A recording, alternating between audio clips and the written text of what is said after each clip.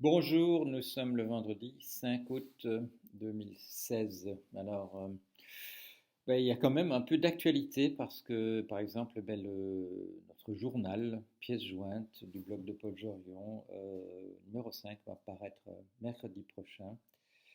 On aurait pu imaginer qu'il n'y a pas beaucoup d'actualité durant le mois de juillet, mais ça n'a pas été le cas. Il y aura un grand débat, un grand dossier sur le terrorisme, malheureusement. Il y aura on reprend le débat sous forme écrite qui a eu lieu sur le blog autour de ce qui s'est passé en Turquie. Et puis voilà, il y a des réflexions, comme d'habitude, sur la Chine, sur la finance, sur différents sujets. Encore un bon numéro. Évidemment, à chaque numéro, on s'améliore sur la présentation, sur la manière de faire les choses. On apprend et ça fait plaisir. Voilà, on a passé le cap des 200 abonnés. Euh, Ça peut paraître pas grand-chose, mais dans l'état actuel de la presse, c'est déjà considéré comme très honorable. Et puis surtout, les gens qui s'abonnent apparemment tiennent à obtenir des exemplaires des numéros passés, ce qui est très facile puisque voilà, essentiellement, les exemplaires qui sont imprimés, ce sont ceux qui vont être distribués à des abonnés. Il y a quelques tentatives, voilà, vous le savez, dans le nord de Paris, rive droite, de le vendre dans les kiosques. On verra au bout de quelques mois ce que ça donne. Autre actualité,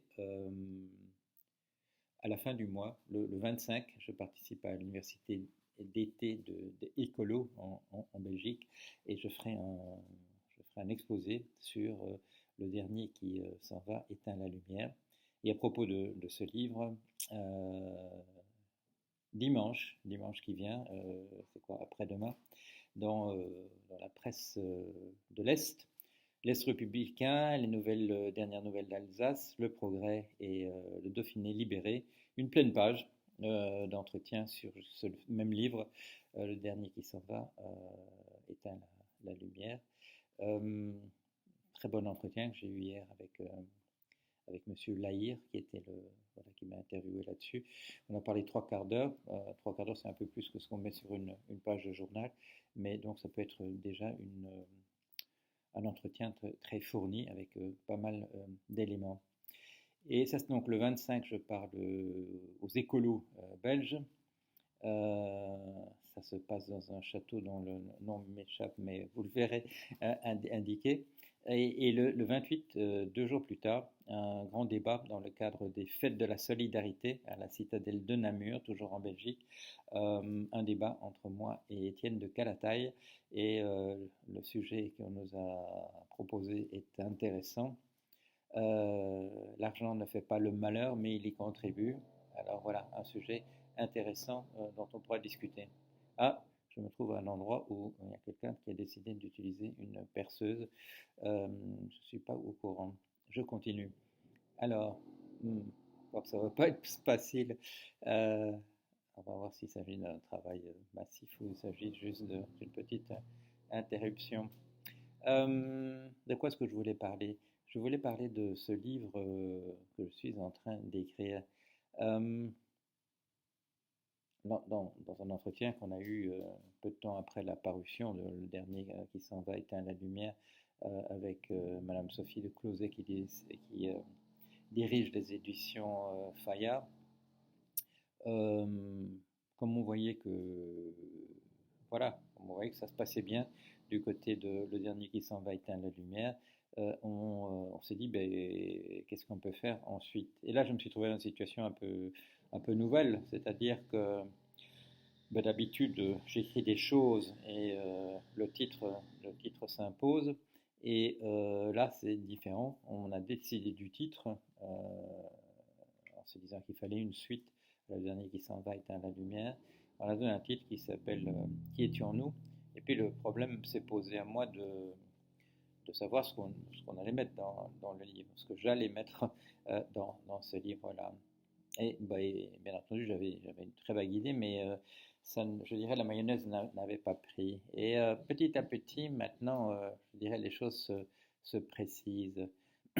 D'abord, je dirais l'idée sera la même que dans le dernier qui s'en va éteint la lumière, sous le plan de ne pas faire un choix entre dire s'agit-il d'un travail de deuil que nous faisons tous déjà pour notre espèce humaine en se disant que la manière dont nous sommes et dont nous comportons, eh bien là, c'est râpé.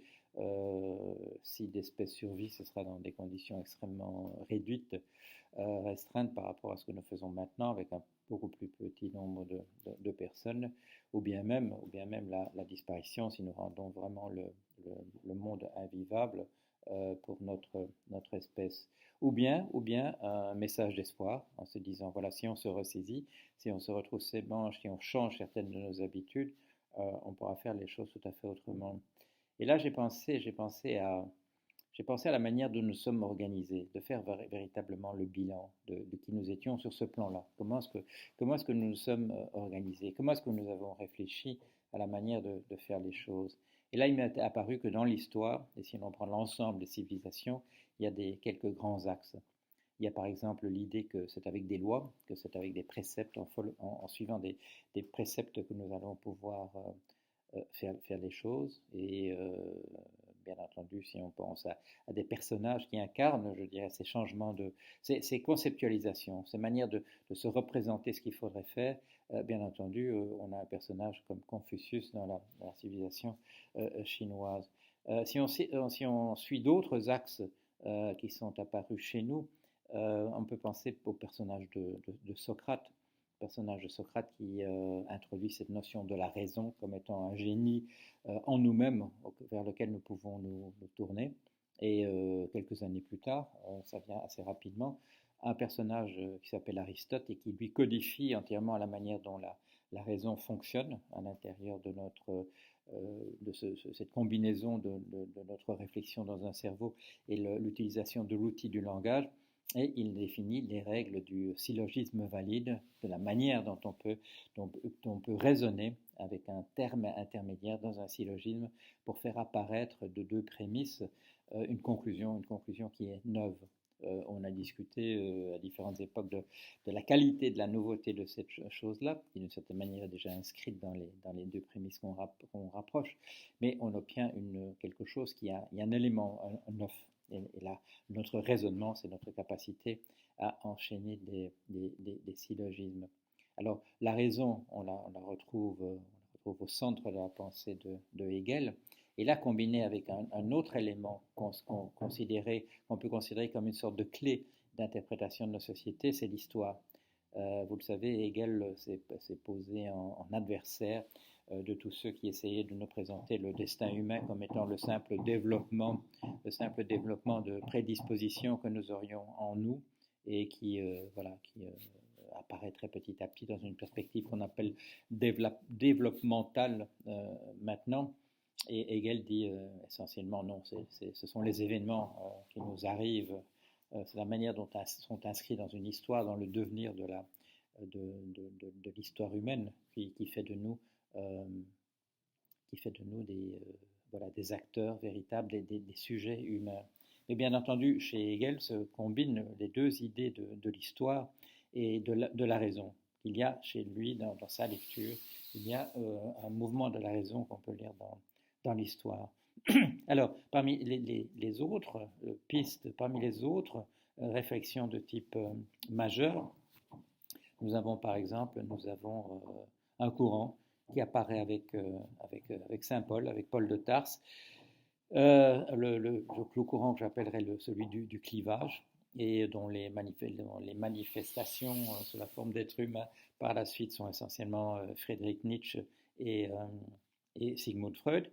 Une filiation peut-être un peu inattendue, mais Saint Paul, Paul de Tarse est la personne qui a introduit cette idée d'un conflit essentiel à l'intérieur de nous-mêmes entre de ce qu'on a traduit, c'est devenu, je dirais, ça c'est un peu ossifié, fossilisé, au point qu'on ne comprend plus ce que ça veut dire, un conflit entre la chair et l'esprit, mais dès qu'on traduit cela, la chair sous la forme de l'influence du corps et l'esprit sous l'influence de la conscience, on se retrouve avec ce couple qui chez Freud deviendra le conscient et l'inconscient.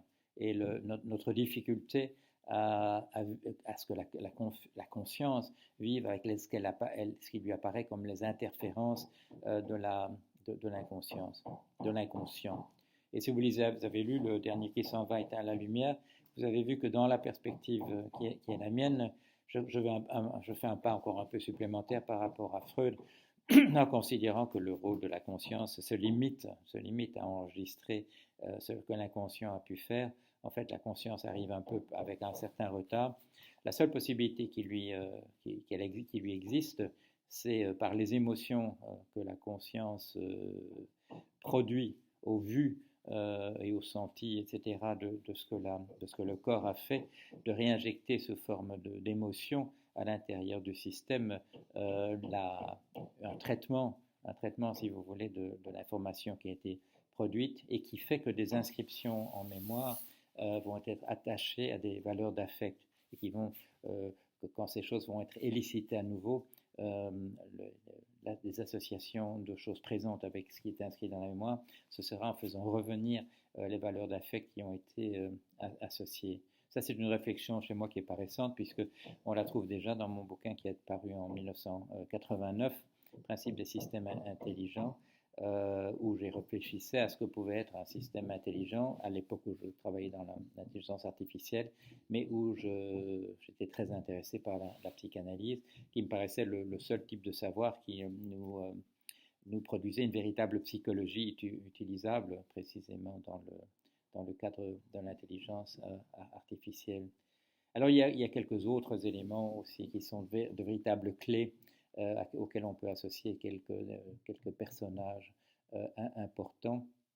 Je pense en particulier à des gens qui ont essayé de faire une véritable phénoménologie, une description de ce que seront les comportements humains.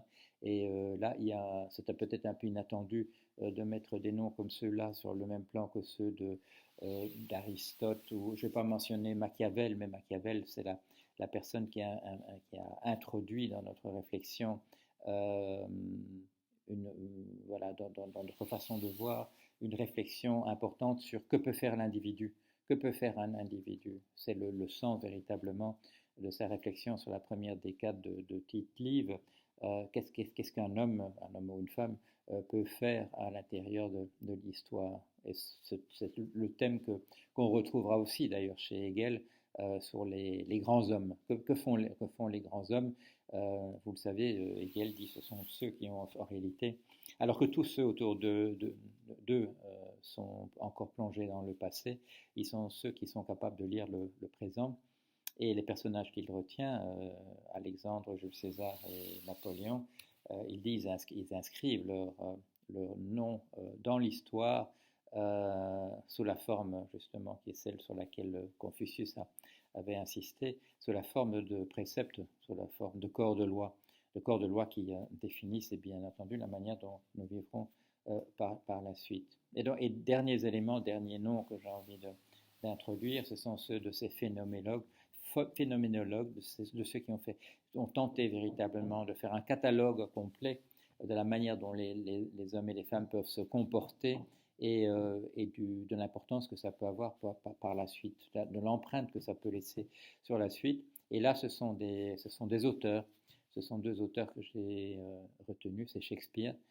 Shakespeare, parce que je vous l'avais dit à un certain moment, j'avais été frappé qu'au moment où j'essayais de me couler véritablement dans la culture de l'Angleterre où j'habitais en tout 11 ans, je m'étais aperçu qu'au moment où je maîtrisais, à mon sens, parfaitement la langue, il y avait encore un élément qui me manquait entièrement pour être véritablement, faire partie entièrement, véritablement de cette culture.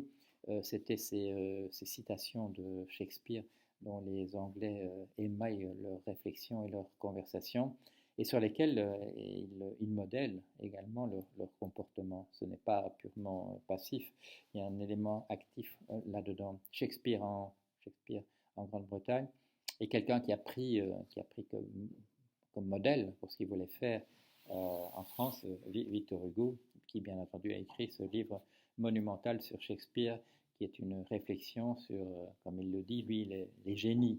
Mais les génies, bien entendu, ce sont les mêmes ce sont les mêmes que les grands hommes chez Hegel, enfin, sauf que les noms ne sont pas les mêmes, puisque Victor Hugo trouve essentiellement des génies dans la littérature qui impriment donc qui mettent leur empreinte sur la culture bien davantage que sur le système juridique. Et alors pour terminer ma réflexion, mon attention a été attirée sur la chose, sur la chose suivante. Il y a deux auteurs, bon, je n'ai pas préparé mon intervention, je ne me souviens pas du nom de leur nom, mais je les mentionnerai en dessous de ma petite vidéo. Ce sont deux auteurs américains qui sont des gens qui ont écrit un livre important. C'est une réflexion sur comment est-ce que l'argent peut pervertir la représentation que nous avons du monde tel qu'il est.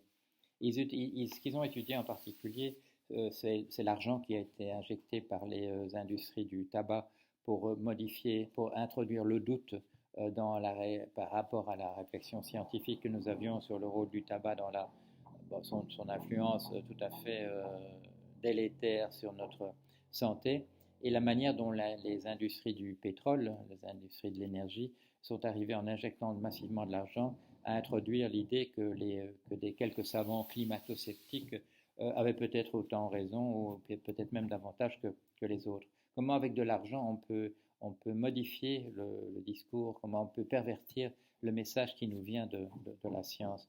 Et alors, bon, c'est pas ça que je voulais vous dire. Ce que je voulais vous dire, c'est que ces deux auteurs ont écrit en plus une petite histoire de science-fiction. Ça se passe, c'est bon souvenir, au XXIe siècle. Et au XXIe siècle, il y a des savants qui réfléchissent à comment les choses se sont passées dans les siècles passés. Et bien entendu, ces auteurs, leur réflexion est informée par le travail qu'ils ont fait, ce livre qu'ils ont fait sur la manière dont les lobbies peuvent empoisonner notre représentation des choses par une distorsion du message des scientifiques, en tirant parti d'une certaine naïveté, si vous voulez, des scientifiques. Mais dans cet ouvrage de science-fiction qu'ils ont écrit, ils nous présentent la Chine comme ayant sauvé la mise. S'il y a encore des êtres humains au XXIe siècle, au XXIe siècle, c'est parce que la Chine s'est conduite d'une manière différente de tous les autres. Elle a mis au service de sa réflexion millénaire un véritable désir de survivre, que l'espèce survive, que les autres civilisations dans ce livre n'ont pas voulu faire.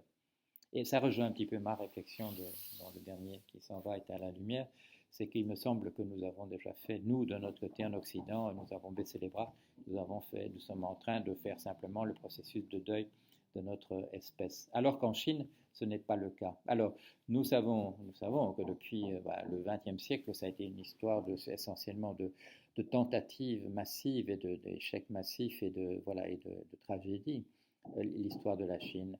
Mais il est certain que, et ça on le voit si on suit un petit peu l'actualité de ce qu'essaie de faire le président chinois actuel, M.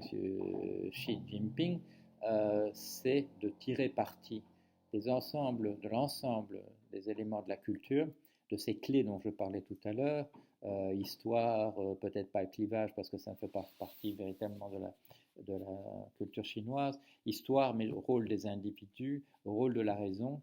Le rôle de la raison, il est venu par Hegel en Chine et par Hegel traduit par Marx, bien entendu dans la pensée de Mao Tse-tung, mais dans la pensée de Mao Tse-tung, on trouve aussi de manière massive, bien entendu, le taoïsme, et chez M. Xi Jinping, on trouve un élément supplémentaire, c'est une tentative de réintroduire le message du confucianisme à l'intérieur d'apports divers, en particulier le marxisme-léninisme venu par Mao Tse-tung, mais sous une forme extrêmement particulière, on pourrait dire extrêmement déformée par la grille de lecture du taoïsme pour devenir le maoïsme. Alors voilà, j'ai donc 12 personnages, j'ai 5 ou 6 idées clés. le clivage dans la personne, l'effet de la raison, l'effet de l'histoire, les particularités individuelles, ce qu'un individu peut parvenir à faire. Et je veux faire ce tableau-là, ce tableau total de tout ce que nous avons pu trouver comme piste de lecture. Et puis poser la question, la même que dans le dernier qui s'en va, éteint la lumière, est-ce que cette boîte à outils nous permettra de sauver la mise, oui ou non? Dans la perspective, je dirais, du deuil, qui étions-nous?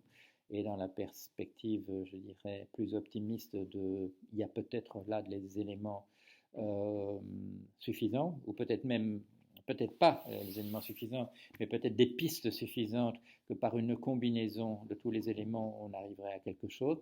En particulier si on prend justement si on s'intéresse à cette idée que le président chinois essaye de véritablement changer les choses en bien. Il y a un élément qui manque à sa boîte à outils à lui, c'est celui qui vient de la tradition Saint-Paul, Nietzsche, Freud, c'est celle du clivage dans l'individu, que l'individu doit à tout moment se battre contre le fait qu'il y a une volonté, une image de volonté qui est inscrite dans la conscience, j'ai envie de faire ceci, et puis il y a le corps, il y a l'inconscient qui vous conduit à faire autre chose. Et que, pour utiliser l'expression que j'utilise dans le dernier qui s'en va, éteint la lumière, la conscience est toujours en retard d'une bataille et elle ne peut toujours que se préparer. Ce qu'elle peut faire au mieux, c'est se préparer pour la fois suivante quand les mêmes circonstances vont se reproduire. En associant, je dirais, les émotions à la mémoire de ce qui s'est passé, les émotions qui pourront conduire dans la bonne direction.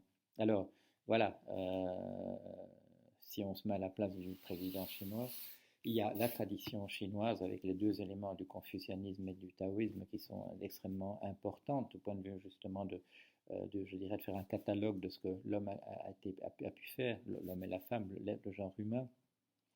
Il y a la tradition de la raison socratique et du rôle de l'histoire qui est venu se combiner dans Hegel.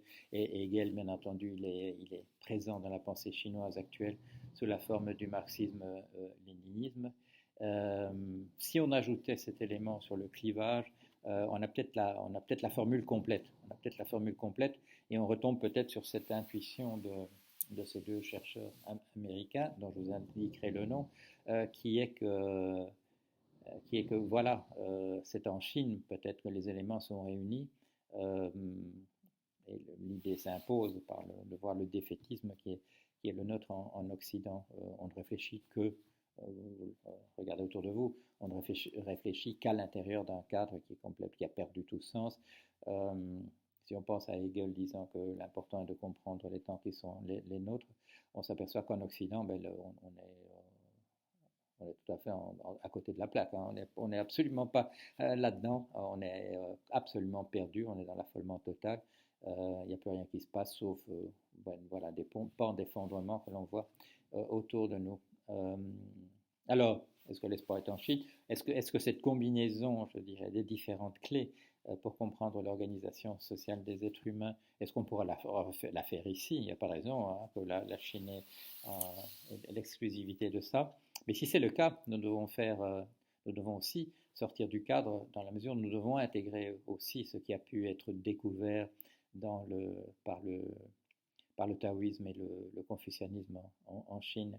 Et c'est ça qui m'avait frappé en commençant à lire le 93 de Victor Hugo, son dernier roman, celui où il a voulu mettre en présence à la fois son engagement royaliste de son enfance et qui était celui de sa famille, et son engagement qu'il a acquis en devenant adolescent, puis en commençant à réfléchir, c'est-à-dire son alignement avec la pensée de la Révolution française. Et au moment où je commence à voir ce dialogue, où il essaie d'être à la fois, d'être le plus honnête possible, à la fois envers la pensée de type traditionnel, royaliste, clérical, etc., et la pensée des révolutionnaires, ce qui me frappe, c'est de dire, mais qu'est-ce qu'il met en présence? Il met en présence une conception taoïste du monde et une conception confucianiste conception confucianiste fondée sur les lois, l'autorité, l'obéissance, bien entendu, du côté de l'Église et du parti royaliste. Euh, Rôle, importance de l'individu, importance d'une société comme union d'individus entre eux, exerçant leur liberté autant qu'ils peuvent du côté des révolutionnaires. Taoïsme et confucianisme réinventés à l'intérieur d'un roman de Victor Hugo où il essaye de mettre en scène de la manière la plus honnête possible envers son ancienne conviction et sa nouvelle des positions qui se sont affrontées durant la Révolution française. Voilà, alors vous avez compris, j'ai l'impression que j'ai trouvé, voilà, j'ai trouvé la toile, j'ai trouvé la toile qui sera celle de ce qui étions-nous. Il ne reste plus qu'à écrire le livre, mais ça c'est toujours un plaisir quand on a l'impression voilà, que les pistes sont déjà tracées. Voilà, allez, à bientôt, à la semaine prochaine.